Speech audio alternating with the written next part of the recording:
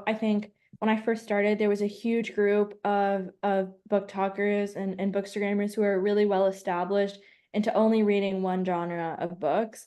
And I think then there was this huge push, we should read more diversely. That was when a lot of those studies were coming out from We Need Diverse Books, the organization that was founded, I think it was founded in 2015 or 2016, but basically a group of diverse authors came together. They have a board, it's like a nonprofit, and they run these studies about what the baseline is in publishing of who's writing stories and what kind of stories are getting published.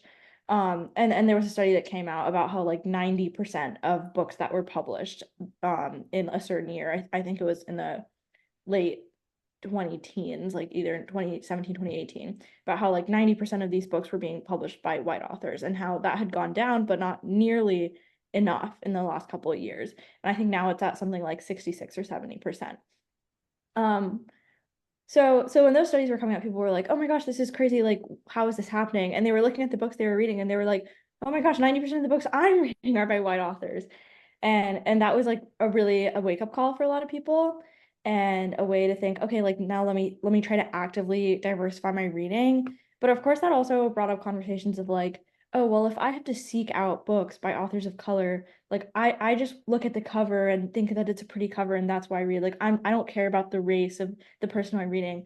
But I think if you don't actively seek out and actively try to diversify your bookshelf and what you're reading, then you are going to just fall into these patterns of reading white author after white author after white author, because like that's what's marketed to us and that's what's pushed. That's where a lot of the marketing dollars are going, that's a lot of what's being published. Like it's still 70% being published. So if you just, blindly picking things, you have a 7 out of 10 chance of picking a book by a white author. But if you are more like mindful about it and you continuously go to pick those 3 books that are not by white authors, I think you open yourself up to like a whole swath of new perspectives and things like that. And I think that's something Book Talk is still struggling to grasp, even all these years later. Like I think now it's been like 4 or 5 years that I've been in this space.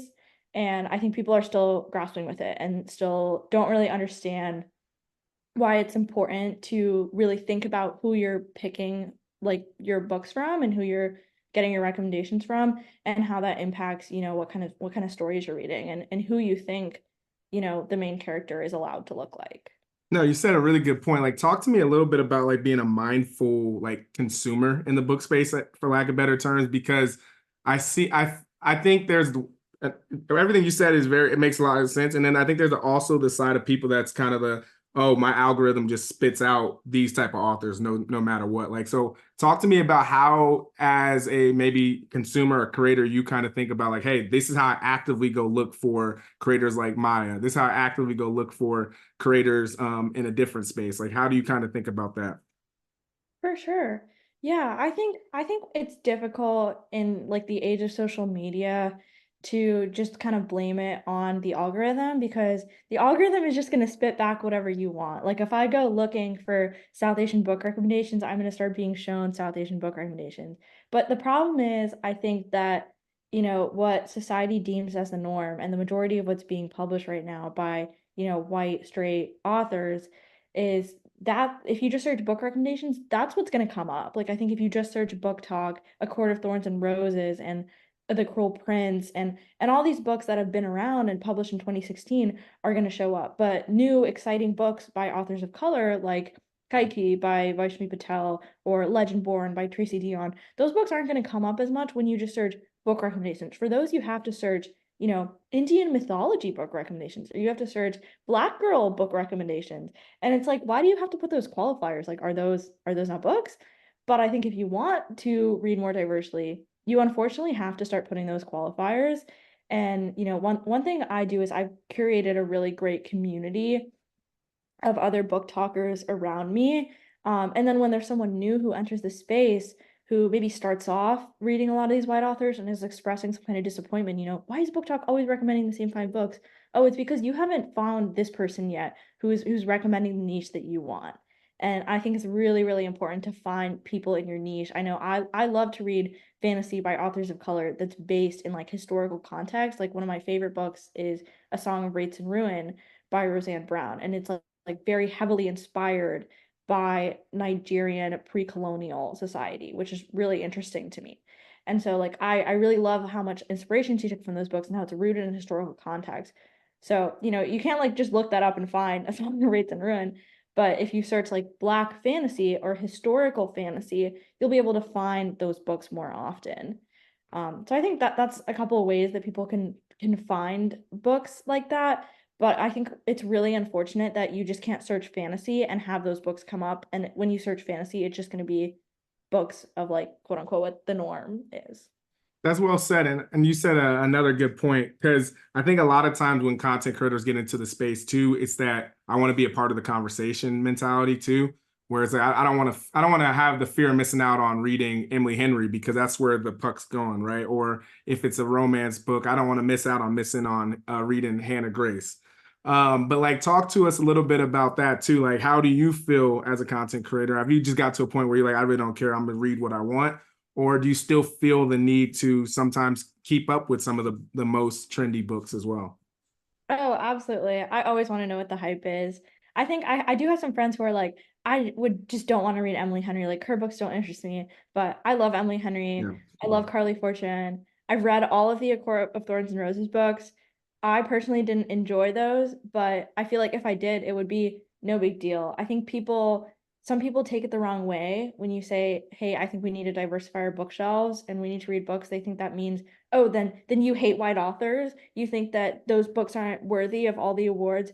No, that's not what we're saying at all. That's not what I'm saying at all. I enjoy Emily Henry so much. I love her. I think she's awesome. Or even Hannah Grace. I read the Icebreaker series.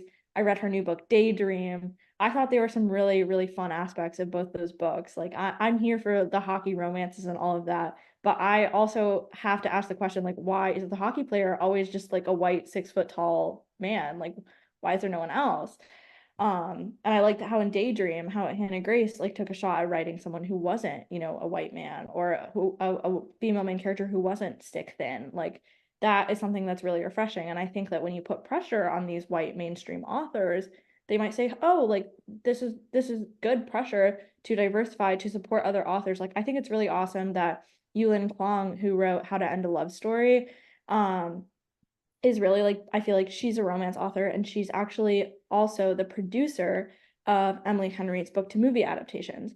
So it's like I just love to see authors supporting each other and like I'm gonna support all of them. Like I love seeing how Ali Hazelwood loves to lift up other authors of color. Like she does tons of events with authors of color. And people are always like, "Oh, like Ali Hazelwood's books are like so white. They're so blah blah. They're so Raylo. She always writes the same thing." And I'm like, okay, well, she came out writing like a werewolf vampire romance. Tell me how that is back to Raylo?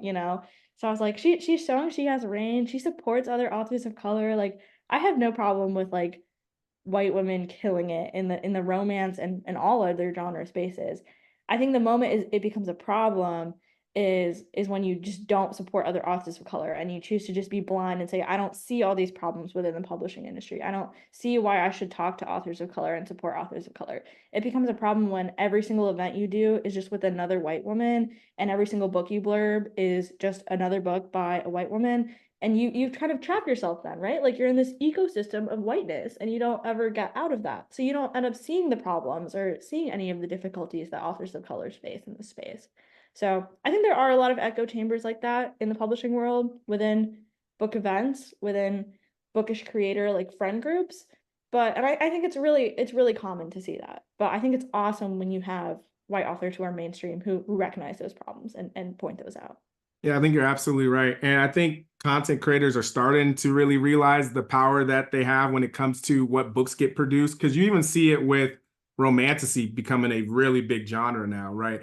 Like 3, 4 years ago, that was it had obviously there's stories there, but then you have something like Fourth Wing come out that completely changes how people think Completely about change the that game. series, right? And I think, and same with the hockey genre, like that's becoming sports romance has become very big. And so content creators, when we make content and we put things out, it's not just like, oh, it reached 20,000 people. It's these publishers go like, huh, that's where the puck's going. We need to go make that book. So to your point, when you support different, it's not even about like, oh, not don't read this book or that book, but it's like, hey, when you support these books, now Legend Born gets that fourth, fifth book that's coming out, right? That's what happens. Or like a book like Slay comes out, and now we support that book. I think there's an opportunity, like you're saying, to do both of that. So I like what a lot of what you're saying there. If you enjoyed that clip, make sure you head over to www.bookofapp.com to download our app so you can connect with your favorite bookish content creators, start conversations, and start your own book club.